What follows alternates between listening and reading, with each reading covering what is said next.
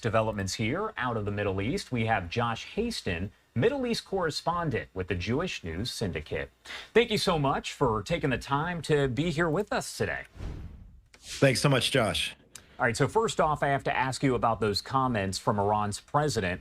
What do you make of those overall, as he says we are not going to negotiate with the U.S. as they are issuing these threats? I think Iran is really playing with fire. The president of the United States gave Iran an out, willing to negotiate, sending a letter to Tehran. And it looks like they're ignoring that letter, rejecting that letter. And last week, as you mentioned, the president stating that he is not ruling out a U.S. strike on Iran. We'll have to see what Israel's role will be in that strike. Perhaps it'll be a dual strike against the Iranians.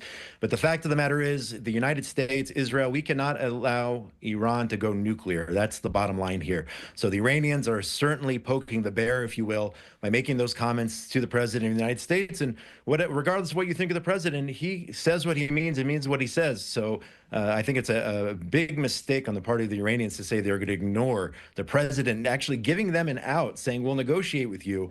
And I think we would expect that military action is the next step. As far as what we heard from U.S. envoy Adam Boehler, he said that his direct talks with Hamas were a quote-unquote one-off situation. But is there something, and I do want to get your thoughts on this as an expert here, is there something that the U.S. can do in those talks that maybe Israel can't do to release the hostages? Well, certainly the United States is the superpower of the world, and we saw how influential the U.S. was with envoy Steve Witkoff in helping in the last series of negotiations to get those hostages released. That being said, the president has also stated, in lieu of those direct talks with Hamas, that if they don't release the hostages now and they don't leave Gaza, they will die. All hell will break out in the Middle East. So again, Hamas, I guess perhaps similar to Iran at this point, essentially ignoring the United States. But the U.S., again, Hamas doesn't like the United States. They don't like Israel. They don't like the U.S., but they certainly respect strength. And the president is talking in their terms. So he's absolutely doing the right thing in terms of bringing the fight to them, explaining to them exactly what's going to be if they do not relinquish their positions of power in Gaza and leave. The next option on the table, similar to Iran, is, as the president said, to die. So Hamas definitely has big decisions to make in the days and weeks ahead, even on the sidelines as we're headed towards other negotiations right now in Qatar. When we talk about those negotiations overall, as of what's been discussed here, does it appear that we are looking at the possibility of an extension of phase one? Could we move into phase two? Is all of that kind of unclear at this point? It's unclear right now, but as I said, Steve Witkoff is on the ground in Qatar with Israeli officials, representatives from Egypt.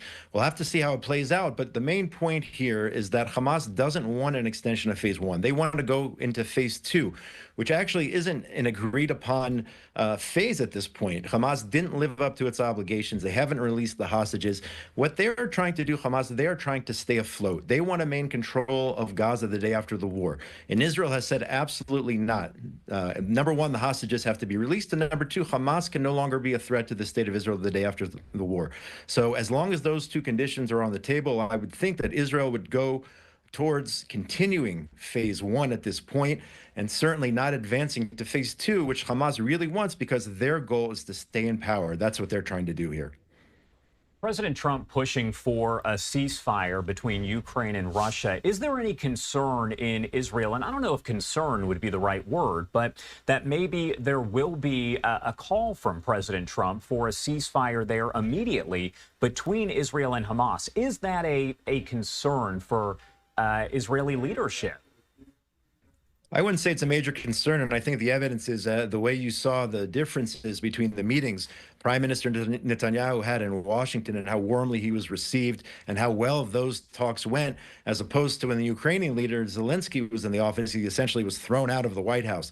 So again, I don't think there's any comparison between the situation in Russia and vis-a-vis the Ukraine and Israel and Hamas. I think, as our ambassador Yechiel Leiter said just the other day, our ambassador to the United States, he said Israel and the United States are step by step. There is no daylight between the two sides. So I think we're both on the same page when it comes to what has to happen, namely that Hamas must go and the hostages must come home. David Mencer, the Israeli government spokesperson, has said that later on this morning he's going to hold a news conference. He does those several times a week, and he's going to discuss the situation with the talks between Israel and Lebanon over the border. Can you kind of explain what that situation is for folks that haven't been fully following it? Absolutely. So on paper, Lebanon is moderating. The new leadership in Lebanon is moderating. And the real question, though, is Hezbollah. What's going to happen with Hezbollah? They're still on the border, in the border area there. One of the requirements of the ceasefire is Hezbollah has to leave the border area, no longer pose a threat to the state of Israel. So it is possible that Israel and that new government in Lebanon could negotiate terms in terms of establishing a border. The border has been violated by Hezbollah many, many times. So that's in the cards, but it remains to be seen if, in fact, Lebanon is moderating, and how will they control Hezbollah? Hezbollah, they're members of Hezbollah, which are part of the Lebanese army. Will Lebanon take a strong stand against Hezbollah? And I think that really will reflect how these talks go between Israel and the new government in Lebanon. Hezbollah is the major problem. They have to leave the border area. Israel still is maintaining positions in 5 different areas along the border. And Israel says it's willing to pull back, but Hezbollah must be reined in. All right, Josh Hasten over at the Jewish News Syndicate. Thank you so much, as always, for being here with us. Anything else you want to add before I let you go? Yeah, just one last piece of breaking news. Last night, Arab terrorists opened fire on an Israeli vehicle that's in Judea and Samaria. An 18-year-old was moderately wounded, an 18-year-old Israeli.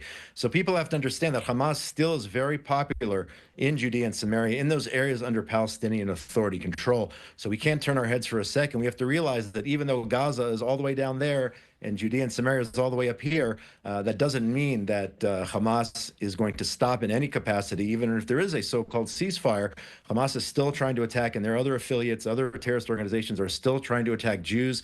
These people have hijacked the holiday of Ramadan. The month of Ramadan is supposed to be a holiday of peace and reflection.